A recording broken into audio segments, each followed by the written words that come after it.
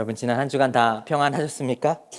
무더운 날씨 속에 참 한 주 한 주가 여름이 어떻게 지나가는지, 참 시간이 어떻게 지나가는지 모를 만큼 정신없이 우리 바쁘게 지나가는 것만 같습니다. 우리 시간 함께 모여 예배를 드립니다. 먼저 주님 안에서 우리 반갑고 또 환영하는 마음으로 좌우 앞뒤로 이렇게 한번 인사해 보겠습니다.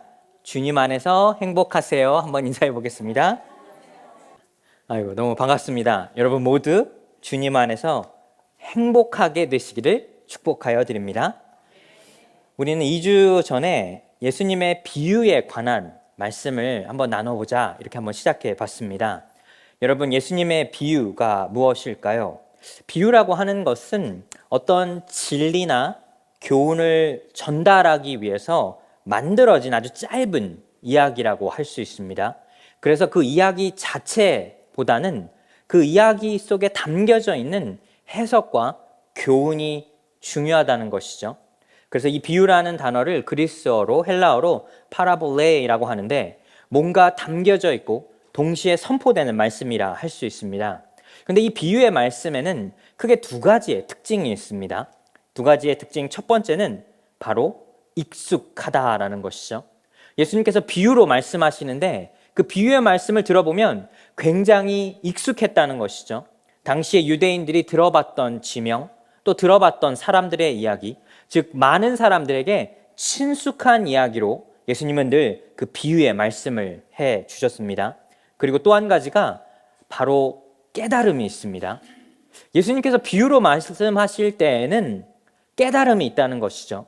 그 이야기를 듣는 사람들의 마음이 변화되면서 하나님의 뜻이 무엇인지 구하게 되고 그 안에서 새로운 삶의 변화를 경험하게 되는 것입니다.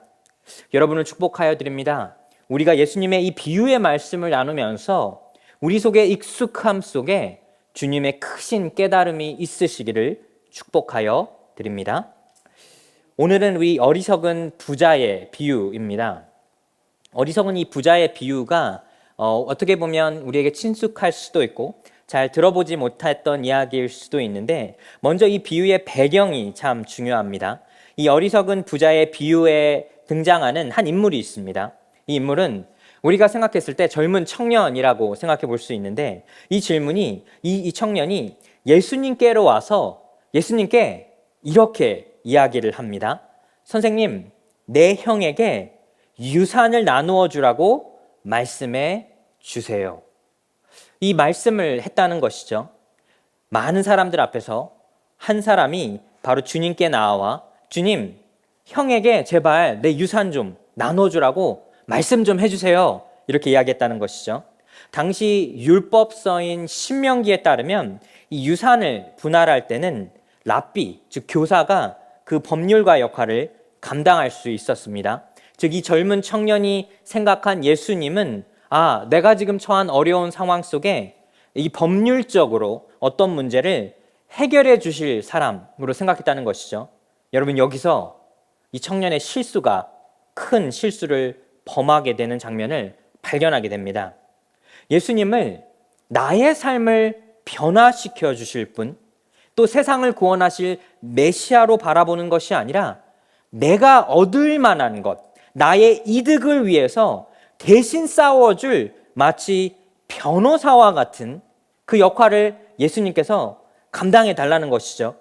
즉 이 청년의 마음에는 예수님으로부터 내가 어떤 것을 배울 수 있을까? 내가 얻을 수 있는 것이 무엇일까라고 생각하는 대신에 내가 경제적인 이득이 무엇인지를 먼저 생각했다는 것이죠.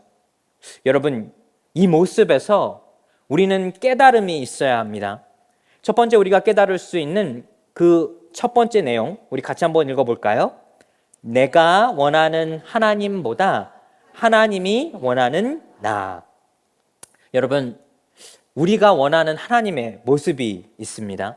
하나님께서 내가 기도할 때 내 응답을 들어주시는 하나님, 내 어려움 속에 늘 나에게 도움을 주시는 하나님, 내가 원하는, 신앙인들이 원하는 하나님의 모습이 있다는 것이죠. 그런데 우리 믿음의 삶은 내가 원하는 하나님을 찾아가는 삶이 아니라 하나님이 원하는 나의 모습을 찾아가야 한다는 것이죠. 요새 참 안타까운 것이 우리 세상을 들여다보면 여러분 어떤 교회가 사람들이 많이 모이는지 아십니까? 내가 듣고 싶은 말을 해주는 목사님 있는 교회를 많이 찾아가요. 축복의 말을 해주는 목사님들, 어떻게 보면 누군가를 저주하는 말을 하는 목사님들, 그런 교회들, 그런 단체들에 우리가 점점 더 열광하게 된다는 것이죠. 그래서 세상이 점점 어떻게 돌아가는가 하면 자극적이 되고 양극화가 된다는 것이죠. 즉 축복의 말을 하거나 저주의 말을 하는 곳에 많은 사람들이 몰리게 되는데, 어떻게 보면 내가 원하는 것, 내가 듣고 싶은 것만 쫓아가는 사람들의 모습이 바로 오늘날의 많은 믿음의 삶의 모습이기도 하다는 것이죠. 여러분, 얼마 전 한국에서는 이런 일이 있었습니다. 정치인으로 활동도 하고 방송에도 출연했던 사람인데 거의 기인에 가까운 행동으로 아주 유명세를 탄 사람이 있어요. 그분의 이름을 별로 말하고 싶지는 않은데 이분이 많은 경제적으로 재산을 불게 되었다고 합니다. 그런데 이 사람이 어떻게 재산을 불게 되었는가를 조사해 보니까 여러 가지를 판매하게 되었는데 사람들에게 판매한 것 중에 되게 유명한 게 있었어요. 여러분 혹시 이거 들어보셨나요? 불로유라는 거 들어보셨나요? 말 그대로 늙지 않는 우유라는 거예요. 이걸 먹으면 늙지 않는데요. 그리고 병에 걸리지 않는데요. 이게 우리가 듣기에는 저게 무슨 말도 안 되는 말인가 여러분 생각이 들지만 이 사람은 이걸 판매해서 정말 큰 재산을 불렸다고 합니다. 그리고 이 불로유를 만드는 그 모습도 나오게 됐는데 너무나 간단하대요. 그냥 시중에 파는 우유를 사갖고 이 사람의 이름을 여기다가 스티커를 붙이고 기도하면 이게 불로유가 된대요. 근데 이 불로유가 여러분 너무 얼마나 놀라운지 아십니까? 1년이 지나도 이 우유를 마실 수 있대요. 어떤 사람은 10년이 지난 우유를 이 어떻게 보면 이 덩어리가 둥둥 떠다닌 걸 그게 마신대요.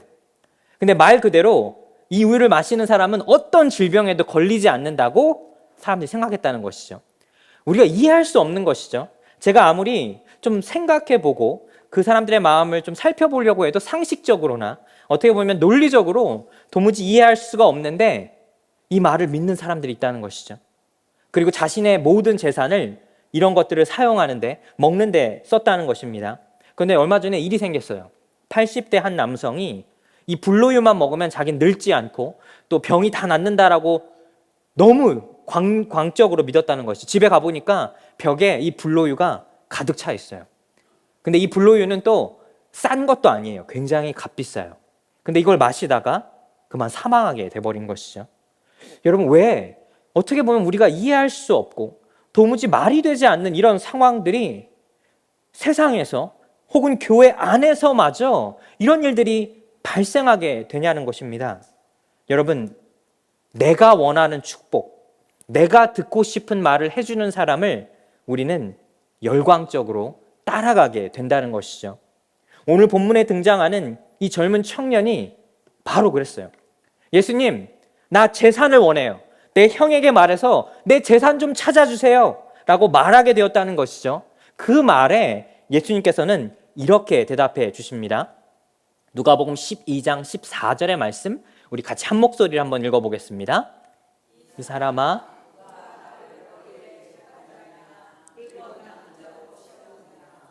여러분 이 말씀을 우리가 쉽게 이해할 수 있는 말로 풀어보면 예수님께서 이 청년에게 어떻게 말하셨는지 아십니까? 왜 나를 너의 하나님으로 만드느냐 하는 것이죠. 나는 재판장도 아니고 너의 재산을 지켜줄 사람도 아니라는 것입니다. 사랑하는 여러분, 여러분은 어떤 하나님을 믿고 계십니까? 여러분은 어떤 하나님에게 기도하고 계십니까? 내가 원하는 하나님의 모습은 하나님이 원하는 나의 모습과 다를 수 있다는 것이죠. 그러면서 예수님이 이렇게 말씀하세요. 왜 많은 사람들이 왜 이런 식으로 하나님을 믿고 따르는지에 관하여 말씀해 주시는데 15절의 말씀 또 같이 한번 읽어보겠습니다.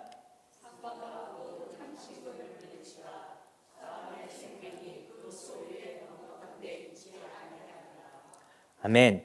여러분 이 말씀의 뜻은 무엇인가 하면 예수님께서 말씀하시기를 왜 사람들이 자기가 원하는 하나님을 쫓아가는가? 바로 인간의 탐심, 즉 욕심 때문에 그렇다는 것이죠.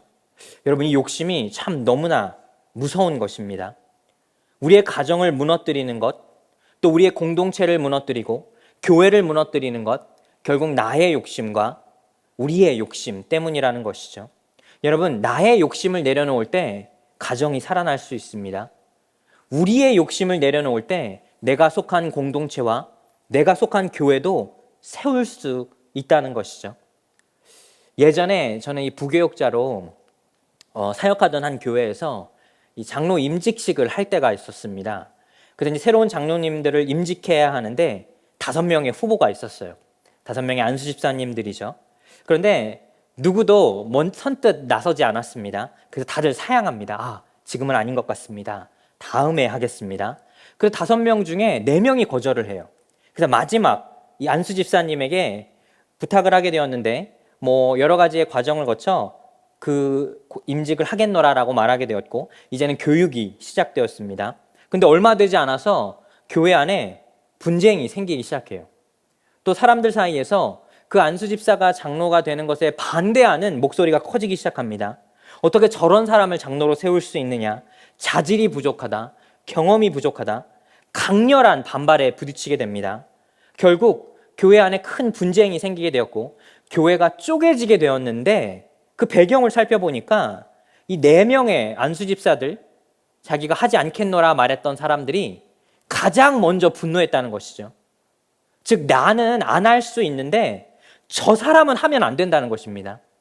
내가 비록 노할 수 있지만 저 사람에겐 자질이 없고 저 사람은 경험도 없기에 저 사람은 하면 안 돼라고 말했다는 것이죠. 여러분, 그 마음이 너무 못된 마음 아닌가요? 아니, 내가 못할 수 있지만 왜 남이 하는 것마저 못하게 하냐는 것이죠. 저 사람은 안 된다라고 하는 그 이면에는 그 사람들의 마음의 욕심이 드러나게 된다는 것이죠. 더 이상 하나님이 원하는 모습을 쫓아가는 것이 아니라 내가 원하는 교회, 내가 원하는 장로를 찾아가게 된다는 사실입니다. 사랑하는 여러분, 예수님은 오늘 이 비유의 말씀을 통해 나의 하나님이 아닌 하나님이 원하는 나의 모습을 찾아가라 말씀하고 계신다는 사실입니다. 두 번째 우리가 깨달을 수 있는 것, 이 어리석은 이 부자의 비유를 통해 깨달을 수 있는 것, 우리 같이 한번 읽어볼까요? 어리석은 자의 마음에는 하나님이 없다. 여러분, 오늘 본문에서 예수님은 그 청년에게 그 질문을 듣게 되고 내가 왜 너의 하나님이 되어야 하느냐 말씀하시면서 이 비유의 말씀을 해주십니다. 비유의 내용은 굉장히 간단합니다. 어떤 부자가 있었어요. 부자가 이제 밭에서 농사를 짓게 되었고 이제 수확을 걷게 되었는데 대풍작을 이루게 됐어요. 어떻게 보면 그동안 열심히 노력했기 때문에 그런 결과물을 얻게 되었죠. 어떤 모양으로든 큰 축복을 얻게 된 것입니다. 여러분, 우리도 인생을 살다 보면 우리 주변에도 혹은 여러분 중에도 그렇게 큰 행운을 얻을 때가 있다는 것이죠. 열심히 노력했든지 혹은 그 이상의 결과를 받을 때가 있다는 것입니다. 그리고 이 부자는 그 상황 속에서 너무나 기뻐했다는 것이죠. 내가 너무나 많은 큰 축복을 얻게 되었구나.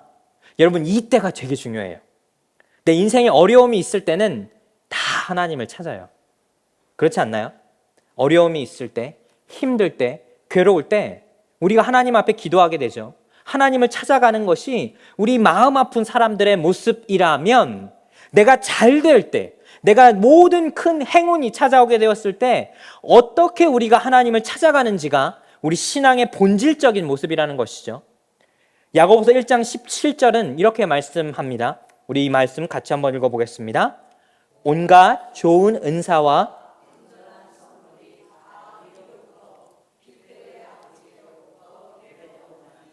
아멘. 이 사실을 깨닫는 자에게는 하나님의 더 큰 축복과 은혜가 있지만 하나님께서 모든 것을 주셨다는 사실을 잃어버린 자들에게는 가진 것마저도 다 빼앗길 수 있다는 것이죠. 예수님의 비유 안에서 이 부자는 어떻게 했을까요? 고민하게 됩니다. 내가 뭘 할 수 있지? 내가 뭘 해야 할까? 그런데 이 부자가 택한 방법이 하나님 보시기에 악했다는 것이죠. 그가 어떻게 결론을 내리는가 하면 누가복음 12장 18절에 보시면 이렇게 이야기합니다. 같이 한번 읽어볼까요?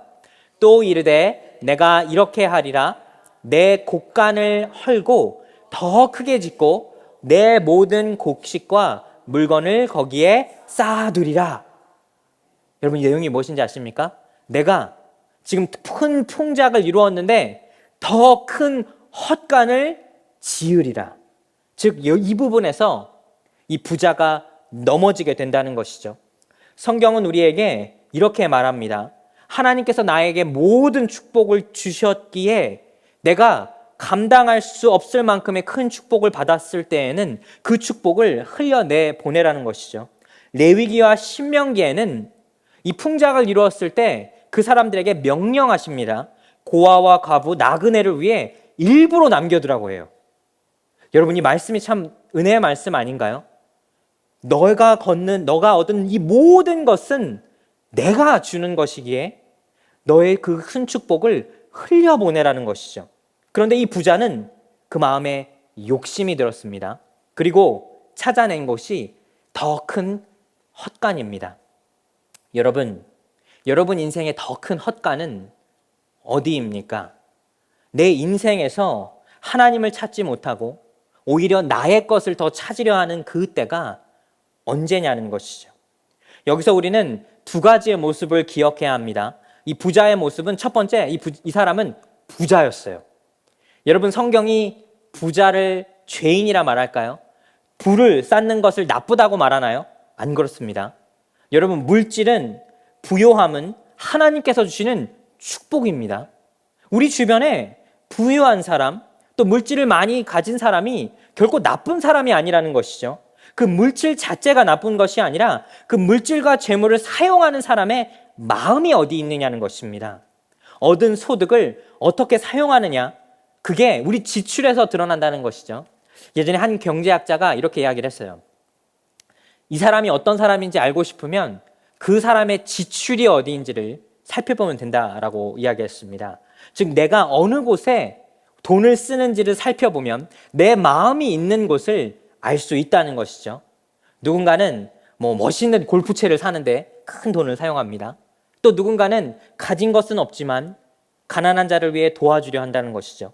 즉, 내가 어느 곳에 지출하는지가 내 마음이 담겨져 있다는 것이죠. 이 부자는 자기가 어떤 행동을 했는지의 그 결과를 이제 경험하게 됩니다. 그리고 또 두 번째로 이 부자를 성경은 어떻게 이야기하냐면 어리석다라고 이야기를 해요. 영어로 foolish라고 하는데, 여러분, 이 어리석다라는 표현이 멍청하다, 지식적으로 또는 지적으로 알지 못한다라는 표현과는 굉장히 다른 표현입니다. 시편 14편에는 이렇게 말을 합니다. 14편 1절인데 어리석은 자의 마음속에는 하나님이 없다. 여기서 어리석은 자는 지식이 부족한 사람을 말하는 게 아니에요. 어리석다라는 그 표현은, 즉 머리는 똑똑할 수 있으나 그 마음이 하나님 앞에 가 있지 않은 사람들, 윤리도덕적으로 어리석은 선택을 하는 사람들을 말하는 것입니다. 성경에서 다윗도 어리석은 선택을 했죠.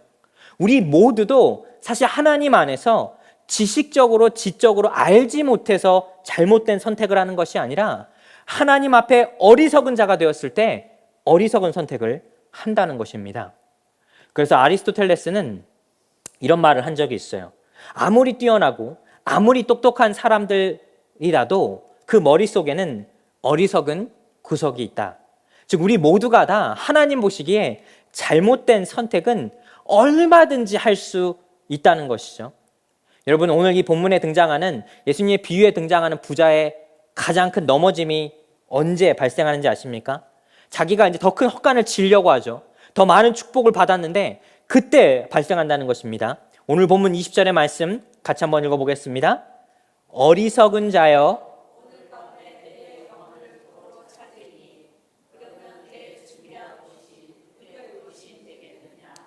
사랑하는 뉴욕 주소만교회 성도 여러분, 이 본문에 등장하는 부자가 어떻게 일이 발생됐죠? 더 큰 헛간을 지려고 지금 너무 신나 있어요. 내가 잘 됐다, 이제 내 인생 피겠구나. 하나님이 그때 그 영혼을 취하겠다라고 말씀하셨어요. 여러분, 우리 인생이 그렇지 않습니까? 너무 놀라운 것이, 내가 어느 하나의 목표만을 가지고 20년, 30년 혹은 그 이상의 시간을 열심히 뛰어왔는데 하나님이 때가 되면 그 영혼을 취하시겠다는 것이죠. 우리의 모든 것이 사실 내가 얼만큼 잘하는지에 달려있는 것 같은데 하나님이 때가 되면 모든 것을 취해 가실 수 있다는 사실입니다. 우리 인생에는 정량이라는 게 있어요. 이 물컵이 있죠. 물컵에는 정량을 채워야 돼요. 그 이상을 채우게 되면 어떻게 되죠? 물이 넘치게 되죠. 정량이라고 하는 것이 왜 중요할까요? 내가 너무 많은 것을 쫓다 보면 내 인생의 정량을 잃어버릴 수밖에 없어요. 예수 그리스도가 우리에게 말씀해 주신 것이 바로 그 부분이라는 사실입니다. 오늘 보면 마지막 21절의 말씀 같이 한번 읽어볼까요? 자기를 위하여 재물을 쌓아두고 하나님에 대하여 부요하지 못한 자가 이와 같으니라. 아멘. 예수님께서 말씀하시기를 이 어리석은 부자와 같이 되지 말라는 거예요. 그냥 이 썩어 나갈 이 세상의 것에 내 마음을 주고 그것에 내 모든 것을 빼앗긴 채 인생을 살아가지 말라는 것이죠. 여러분, 예수님이 어떤 인생을 사셨습니까? 이 땅에 오셔서 우리에게 모든 것을 내어주셨죠. 그의 몸마저 십자가 위에서 이 치욕적인 모습으로 죽으심으로 우리에게 모든 것을 내어주셨습니다. 세상의 기준에서 너무나 어리석은 모습 아닌가요? 저 젊은 청년이 어떻게 저렇게 안타깝게 십자가 위에서 죽을 수 있냐는 것이죠.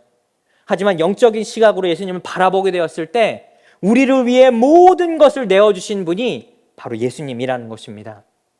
우리를 위해 내어주신 예수님을 통해 우리는 생명의 길로 나아갈 수 있다는 것이죠. 여러분을 축복하여 드립니다. 이 땅에 모든 것이 있다가 없다가 하더라고요. 재물도 없는 사람이 늘 없는 것이 아니라 없다가 있을 수도 있고 있다가 없을 수도 있습니다. 여러분, 그런 것에 너무 우리의 마음을 빼앗기지 않기를 축복하여 드립니다. 좀 없으면 어떻습니까? 내가 행복하고 내 마음에 주님의 은혜가 넘치는 사람이 되는 것. 좀 부족하면 어떻습니까? 부족해도 부족한 곳에서 더 마음의 행복을 느낄 수 있다는 사실이죠. 우리 그리스도인들의 삶이 바로 그런 삶입니다. 내가 조금 부족해도, 내가 조금 없는 것 같아도 하나님께서 채워주심으로 내 천국의 보물을 쌓는 그 믿음의 삶이 바로 여러분과 저의 삶이라 믿습니다. 여러분, 이 땅에 썩어 나갈 것에 재물을 쌓는 것이 아니라 저 천국에 여러분의 마음의 보물을 쌓아두시는 여러분의 삶이 되시기를 예수 그리스도의 이름으로 축복하여 드립니다. 기도하겠습니다.